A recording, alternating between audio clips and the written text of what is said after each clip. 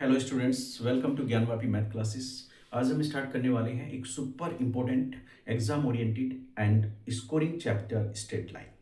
इस चैप्टर का कॉन्सेप्ट जितना क्लियर होगा, क्लास 12th का कैलकुलस उतना ही आसान होगा। So let's begin without wasting time. सबसे पहले बात करते हैं Cartesian plane and idea of line.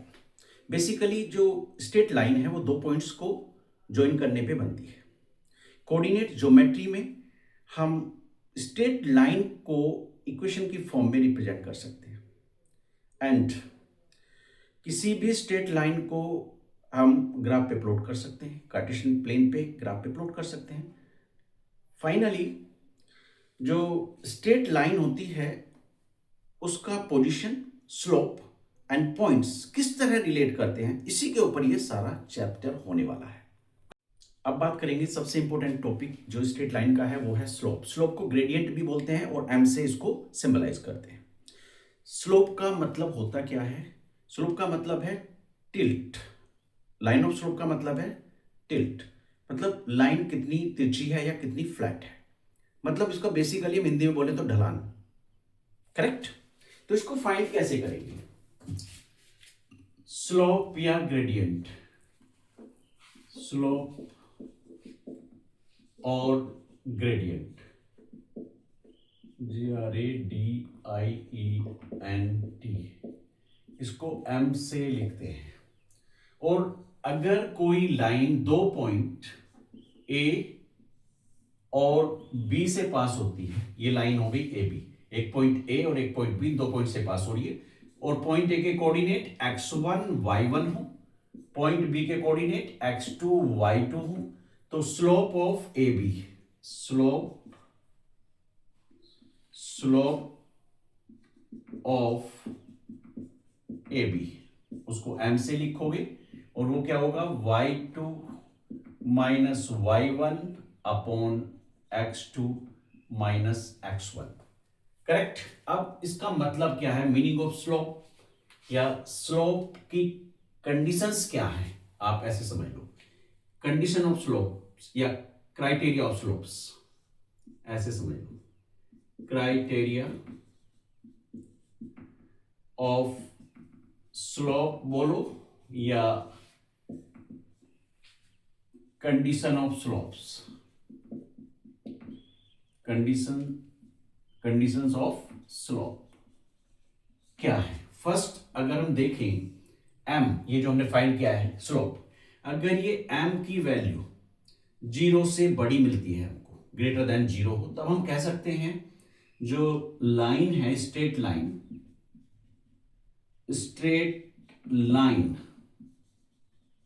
वो कहां जाएगी? Straight line will go up, ऊपर जाएगी। अगर स्लोप की वैल्यू 0 से बड़ी है, straight line will go up, upward. Second part या सेकेंड पॉइंट आप कह सकते हो, अगर स्लोप की वैल्यू लेस देन 0 है, नेगेटिव है, तो स्ट्रेट लाइन क्या होगी? Straight line will go downward,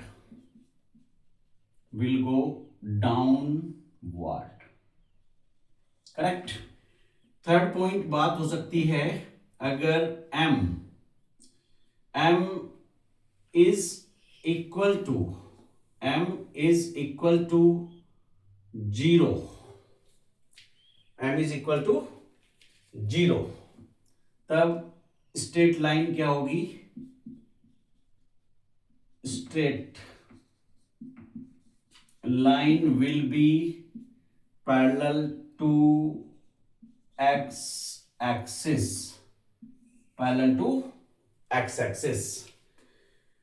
और लास्ट और इंपॉर्टेंट बात, अगर m इज इक्वल इंफिनिटी मिलता है या अनडिफाइंड मिलता है, अनडिफाइंड, सो हम कह सकते हैं line vertical,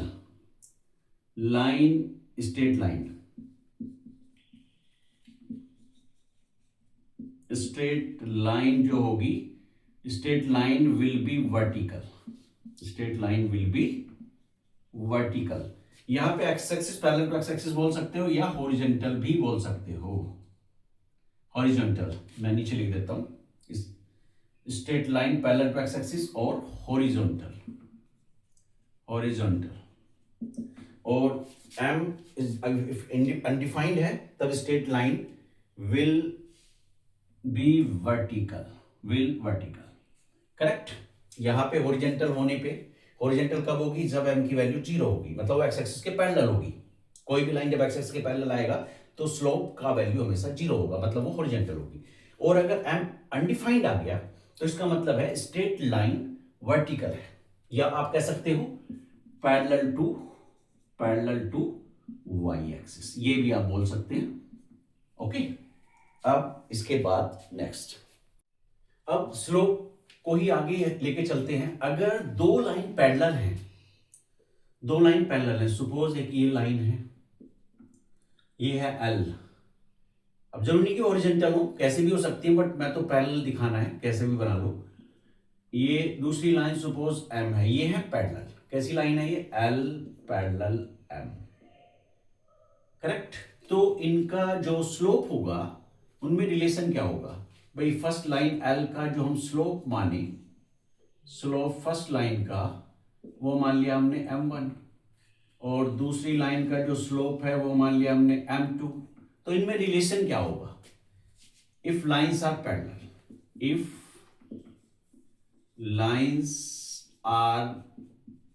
parallel then slope of first line, उसको m1 लिख लो, is equal slope of second line, मतलब m2।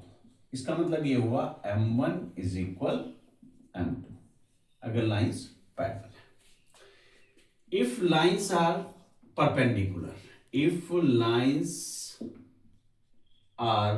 परपेंडिकुलर, कैसे भाई, एक लाइन ये L है, इसका स्लोप है, इसका स्लोप अगर हम माने m1, और इस पे कोई लाइन ये m जो है, दूसरी लाइन m, ये इस पे परपेंडिकुलर है। करेक्ट। इसका स्लोप मान लेते हैं m2।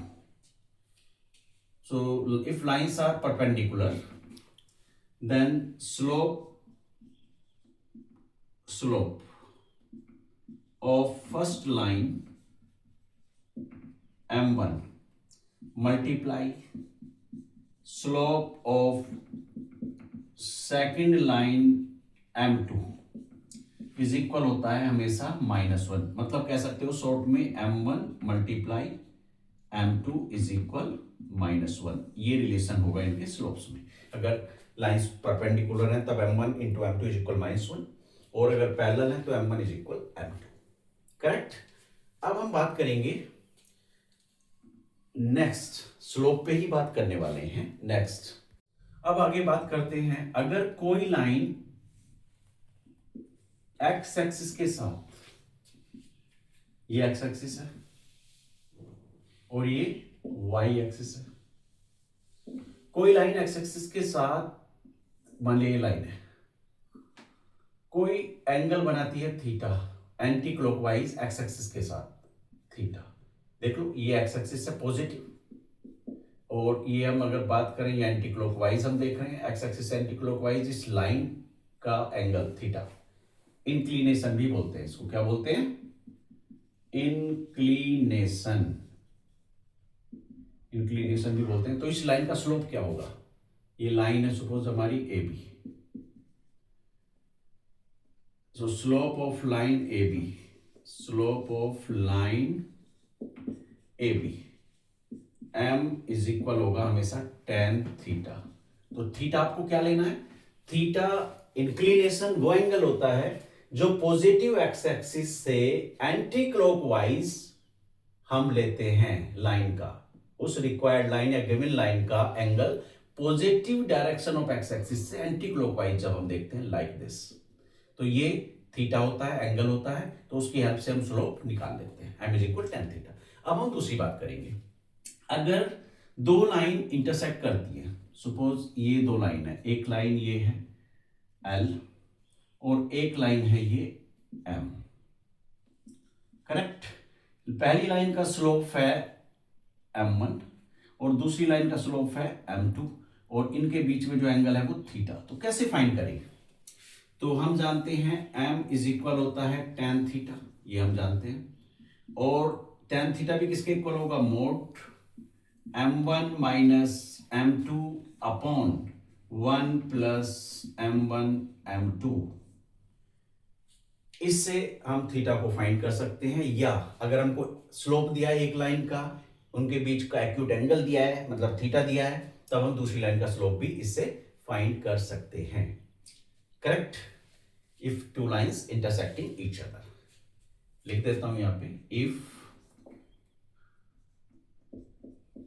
To lines intersecting each other, ठीक है, तब थीटा कैसे फाइंड करेंगे या कोई पर्टिकुलर लाइन का स्लोप कैसे फाइंड करेंगे। करेक्ट। अब एक और बात, अगर पॉइंट्स कोलिनियर है, इफ पॉइंट्स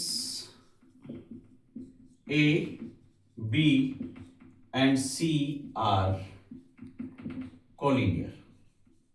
कोलिनियर का मतलब होता है पॉइंट ए की लाइन पे हो, जैसे ये पॉइंट ए है, ये पॉइंट बी है, ये पॉइंट सी है, एक ही लाइन पे जब पॉइंट्स होते हैं उनको कोलिनियर पॉइंट्स बोलते हैं। तो उनमें रिलेशन क्या होता है? स्लोप में, अगर पॉइंट्स कोलिनियर है तो उनके स्लोप में रिलेशन क्या होता है, क्योंकि स्लोप की बात कर रहे हैं। तो इसमें होगा क्या? स्लोप ऑफ ए बी, अगर स्लोप ऑफ बी सी है, हमें कई बार प्रूव करने के लिए पूछता है, पॉइंट्स के कोऑर्डिनेट दे देगा ए बी सी और प्रूव कराएगा कि prove that points are collinear, तो हम फाइंड कर लेंगे स्लोप ए बी का, स्लोप बी सी का। अगर स्लोप इक्वल आते हैं तो स्लोप इक्वल आने का मतलब क्या है? इंक्लिनेशन इक्वल होना। इंक्लिनेशन मतलब एंगल थीटा एक्स एक्सिस के साथ, और अगर ये थीटा एक्सिस के साथ किसी लाइन का हमको मिला, दूसरी लाइन का भी सेम मिला, तो लाइन कैसी हो जाएंगी? पैरेलल, क्योंकि एंगल्स वो कोरस्पोंडिंग एंगल्स हो गए। इसलिए हम बोलेंगे अगर स्लोप इक्वल है दैट मींस इंक्लिनेशन इक्वल है, it means angles corresponding equal है, तो लाइंस पैरेलल है। करेक्ट। तो यहां पे हो जाएगा slope of A B, slope of A B is equal slope of B C. अगर हम करेंगे तो हम प्रूव भी कर सकते हैं, या हमें अगर कोऑर्डिनेट पूछा वो भी फाइंड कर सकते हैं। अगर हमें प्रूव करना है कि ये पॉइंट्स कोलिनियर हैं तो यही कॉन्सेप्ट आपको अप्लाई करना होगा। करेक्ट। अब इसके बाद चलते हैं नेक्स्ट टॉपिक पे। अब आगे बात करते हैं equation of line. Equation of a line, equation of a line. देखिएगा, इसमें सबसे पहले अगर if two points are given, two points are given, तब इक्वेशन ऑफ लाइन कैसे होगी? y minus y one is equal y2 minus y one upon x2 minus x1 into x minus x1। और ये जो है ये स्लोप ही है, क्योंकि हम इसके प्लेस पे m भी लिख सकते हैं, और करके हम ये भी तो बना सकते हैं, y minus y one is equal m into x minus x1। m को अगर सेपरेट पहले फाइंड करना पड़ेगा, m इज इक्वल हो जाएगा y2 minus y one upon x2 minus x1। अगर सेपरेट फाइंड करना नहीं चाहते तो यही डायरेक्ट पुट करिए और सोल्व कर लो, मिल जाएगी। दूसरी बात, if line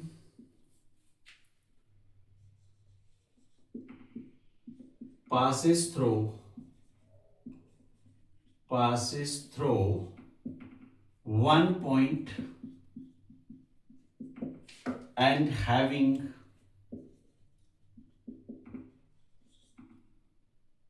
slope m or inclination theta with positive direction of x-axis, with positive direction of x axis. So कैसे फाइंड करेंगे, सेम है भाई, एक पॉइंट हमको दिया, सपोज पॉइंट ए है, उसके कोऑर्डिनेट हमको x1 और y1 लेंगे, एक पॉइंट के कोऑर्डिनेट x1 y1 लेंगे, और या तो m होगा या तो m होगा, m गिवन होगा, आइदर m और थीटा, ये गिवन होंगे। तो अगर m गिवन नहीं है, थीटा गिवन है, तब कैसे निकालोगे, तो m निकाल सकते हैं, m is equal tan theta, theta की हेल्प से हम स्लोप निकाल लेंगे और फिर इक्वेशन में पुट कर देंगे, y minus y one is equal m into x minus x1, correct. अब बात करेंगे नेक्स्ट लाइन के ही बारे में। अब इक्वेशन ऑफ लाइन में ही हम नेक्स्ट बात करेंगे स्लोप इंटरसेप्ट फॉर्म की। Slope intercept form, intercept form क्या है, ये होता है y is equal m x plus c, और यहां पे x और y, ये जो x है और ये y, ये तो है वेरिएबल्स, m क्या है स्लोप, वो वेरिएबल x और y वो वेरिएबल है जिनकी फॉर्म में इक्वेशन बनी है, और m क्या है, m है स्लोप यहां पे स्लोप, और c क्या है y इंटरसेप्ट, y इंटरसेप्ट। अब इंटरसेप्ट होते क्या है, अब समझ लो थोड़ा सा। हमारे पास ये एक्स एक्सिस है और ये है वाई एक्सिस, ये है वाई एक्सिस। अब कोई लाइन दोनों एक्सिस को इस तरह से इंटरसेक्ट करके जाती है, सपोज ये लाइन है एल, अब इसने ये ओरिजिन है, यहाँ पे ओरिजिन हो, इसने एक्स एक्सिस को इस पॉइंट पे इंटरसेक्ट किया, पॉइंट ए पे, और वाई एक्सिस को इस पॉइंट बी पे इंटरसेक्ट किया। तो ओरिजिन से इस पॉइंट तक का जो डिस्टेंस है वो हमारा क्या है, एक्स इंटरसेप्ट है, ठीक है। वो क्या है, ओ ए क्या है यहां पे, O A that is x intercept, x intercept, और ओ बी क्या है, अब इसको रहने दो, ओ बी क्या है, ओ बी है हमारा ये ओ से बी तक की जो डिस्टेंस है वो वाई इंटरसेप्ट, मतलब वाई एक्सिस को इस लाइन ने कहां काटा, जो ओरिजिन से वहां तक की डिस्टेंस, एक्स एक्सिस को इस लाइन ने कहां कट किया, ओरिजिन से उस पॉइंट तक की डिस्टेंस, वो एक्स ये आपका हो गया एक्स इंटरसेप्ट, और ओरिजिन से पॉइंट बी तक की डिस्टेंस हो गया वाई इंटरसेप्ट, करेक्ट। तो ओ बी हो गया वाई इंटरसेप्ट, ठीक है। तो ये होगी आपकी स्लोप इंटरसेप्ट फॉर्म। उसके बाद है आपका केवल इंटरसेप्ट फॉर्म, इंटरसेप्ट मतलब स्लोप की बात नहीं करनी है, अब इंटरसेप्ट फॉर्म, इंटरसेप्ट फॉर्म की अगर हम बात करेंगे तो वो बनेगा x upon a plus y upon b is equal 1 होगा, और a क्या है, ये यहां पे देखो जरा, इसको हम हमेशा a से सिंबलाइज करेंगे x इंटरसेप्ट को, where a is equal x intercept and b is equal y intercept. ये b जो है वो y इंटरसेप्ट, मतलब y इंटरसेप्ट y के नीचे होगा, x इंटरसेप्ट x के नीचे होगा, x upon a, x upon x intercept, y upon b मतलब y upon y intercept is equal 1। ये हमारी इंटरसेप्ट फॉर्म हो गई, करेक्ट। अब चलेंगे हम नेक्स्ट टॉपिक पे। आगे है किसी भी इक्वेशन का जनरल या बेसिक फॉर्म क्या है, basic form of an equation, basic form of an equation क्या होगा, वो होगा a x plus b y plus c is equal 0। a b and c are constants here, a b and c ये है constants, कुछ भी हो सकता है कॉन्स्टेंट्स है, x एंड y ये वेरिएबल्स, करेक्ट। अब किसी भी लाइन की इक्वेशन का हम किसी पॉइंट से अगर परपेंडिकुलर डिस्टेंस देखें, सपोज एक पॉइंट है हमारे पास P और कोऑर्डिनेट है उसके x1 और y1, करेक्ट। अब इस पॉइंट से एक लाइन ये है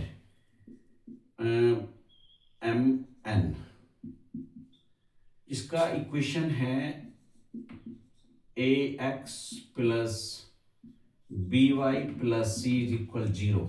तो हमें पॉइंट पी से इस लाइन का परपेंडिकुलर डिस्टेंस फाइंड करना है, जिसको हम लिखते हैं डी से। यहां पे कुछ नाम दे लो, वो दे लो सपोज। तो ओपी की वैल्यू है डी। तो परपेंडिकुलर डिस्टेंस कैसे फाइंड करें, डी को कैसे फाइंड करें?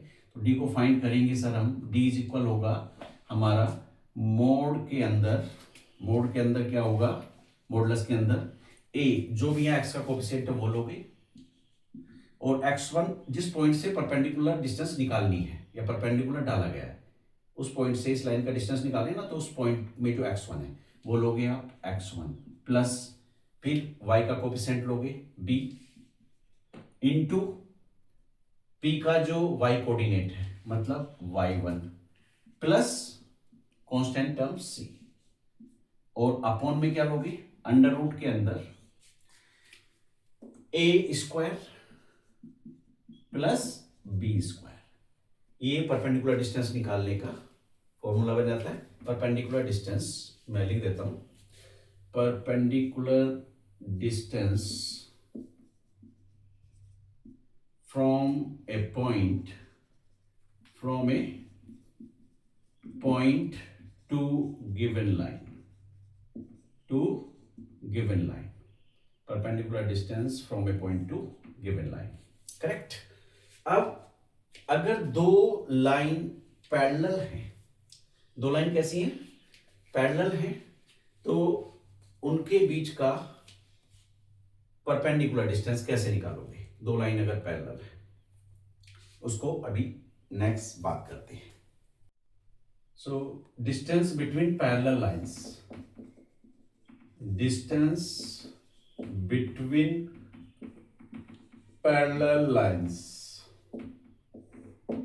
देखिए दो लाइन है, एक लाइन ये है, इसका इक्वेशन है a x one plus b y one plus c one is equal 0, और जो दूसरी लाइन है उसका इक्वेशन है a x two plus b y two plus c two is equal 0। अब इनके बीच की परपेंडिकुलर डिस्टेंस, इनके बीच की डिस्टेंस का मतलब इनके बीच की परपेंडिकुलर डिस्टेंस मतलब डी हमको फाइंड करनी है। तो कैसे करेंगे? तो डी इज इक्वल हो जाएगा mode C1 minus C2 upon, क्योंकि पैरेलल लाइन है तो हमेशा याद रखिए x का कोफिशिएंट और y का कोफिशिएंट हमेशा सेम होगा पैरेलल लाइंस में। परपेंडिकुलर में ये डिफरेंट होंगे, करेक्ट। और अपॉन में क्या होगा, अंडर रूट ए स्क्वायर प्लस बी स्क्वायर, ठीक है। सिर्फ ये पैरेलल लाइन में होगा। तो अगर हमें किसी लाइन का पैरेलल लाइन निकालना है, if we have to find